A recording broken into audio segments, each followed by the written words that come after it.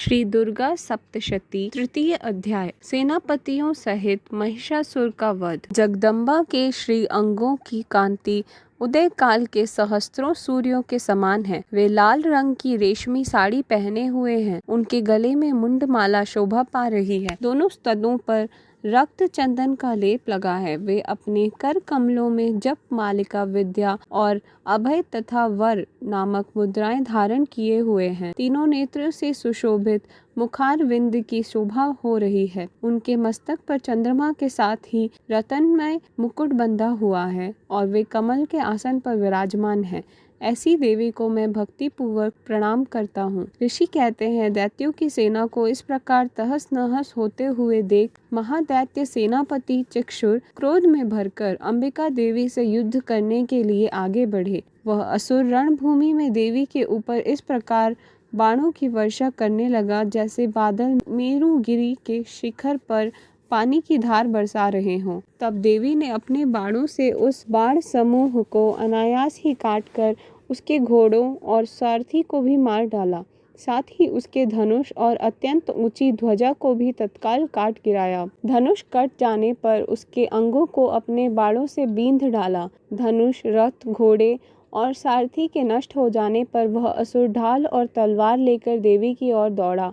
उसने तीखी धार वाली तलवार से सिंह के मस्तक पर चोट करके देवी भी बाईं भुजा में बड़े वेग से प्रहार किया। राजन, देवी की बाह पर पहुंचते ही वह तलवार टूट गई। फिर तो क्रोध से लाल आंखें करके उस राक्षस ने शूल हाथ में लिया और उससे उस महादैत्य ने भगवती भद्रकाली के ऊपर चलाया। वह शूल से आकाश से गिरते हुए सूर्यमंडल की भांति अपने तेज से प्रज्वलित हो उठा। उस शूल को अपनी ओर आते देख देवी ने भी शूल का प्रहार किया। उससे राक्षस के शूल के सैकड़ों टुकड़े हो गए। साथ ही महादैत्य चिक्षुर की भी धज्जियां उठ गईं। वह प्राणों से हाथ धो बैठा। महिषासुर के सेनापति उस महापराक्रमी चिक्षुर के मारे जाने पर देवताओं को पीड़ा देने वाला चामर हाथी पर चढ़कर आया। उसने भी देवी के ऊपर शक्ति का प्रहार किया, किंतु जगदम्बा ने भी उसे अपनी हुंकार की आहत एवं निष्प्रभ करके तत्काल पृथ्वी पर गिरा दिया। शक्ति टूटकर गिरी हुई देख चामर को बड़ा क्रोध आया। अब उसने शूल चलाया, किंतु देवी ने उसे अपने बाणों द्वारा काट डाला। इतने में ही देवी का सिंह उछलकर हाथी के मस्तक पर चढ़ बैठा और उस दैत्य के साथ खूब जोर लगाकर बाहु युद्ध करने लगा। वे दोनों लड़ते लड़ते हाथी से पृथ्वी पर गिर गए और अत्यंत क्रोध में भरकर एक दूसरे पर बड़े भयंकर प्रहार करते हुए लड़ने लगे। तदनंतर सिंह बड़े वेग से आकाश की ओर उछला और उधर से गिरते समय अपने पंजों की मार से चामर का सिर धड़ से अलग कर दिया। इस प्रकार उद्रक भी शिला और वृक्ष आदि की मार खाकर रणभूमि में देवी के हाथ से मारा गया और कराल भी दांतों, मुक्कों और थपेड़ों की चोट से धराशायी हो गया। क्रोध में भरी हुई देवी ने गदा की चोट से दत्त का कचूमर निकाल डाला। भिंदी पाल से वाष्क कल को और बाणों से ताम्र और अंधक को मौत के घाट उतार दिया। 3 नेत्रों वाली परमेश्वरी ने त्रिशूल से उग्रास्य, उग्रवीर्य और महाहनु नामक दैत्यों को भी मार डाला। तलवार की चोट से विडाल के मस्तक को धड़ से काट गिराया। दुर्धर और दुर्मुख इन दोनों को भी अपने बाणों से यमलोक भेज दिया। इस प्रकार अपनी सेना का संहार होता देख महिषासुर ने भैंसे का रूप धारण करके देवी के गणों को त्रास देना आरंभ किया। किन्हीं को थूथुन से मारकर, किन्हीं के ऊपर खुरों का प्रहार करके, किन्हीं को पूंछ से चोट पहुंचाकर, कुछ को सींगों से विदीर्ण करके, कुछ गणों को वेग से, कहीं को सिंहनाद से, कुछ को चक्कर देकर, कितनों को निश्वास वायु के झोंके से धराशायी कर दिया। इस प्रकार गणों की सेना को गिराकर वह असुर महादेवी के सिंहों को मारने के लिए झपटा। इससे जगदम्बा को बड़ा क्रोध हुआ। उधर महापराक्रमी महिषासुर भी क्रोध में भरकर धरती को खुरों से खोदने लगा और अपने सींगों से ऊंचे ऊंचे पर्वतों को उठाकर फेंकने लगा और गर्जना करने लगा। उसके वेग से चक्कर देने के कारण पृथ्वी शुद्ध होकर फटने लगी।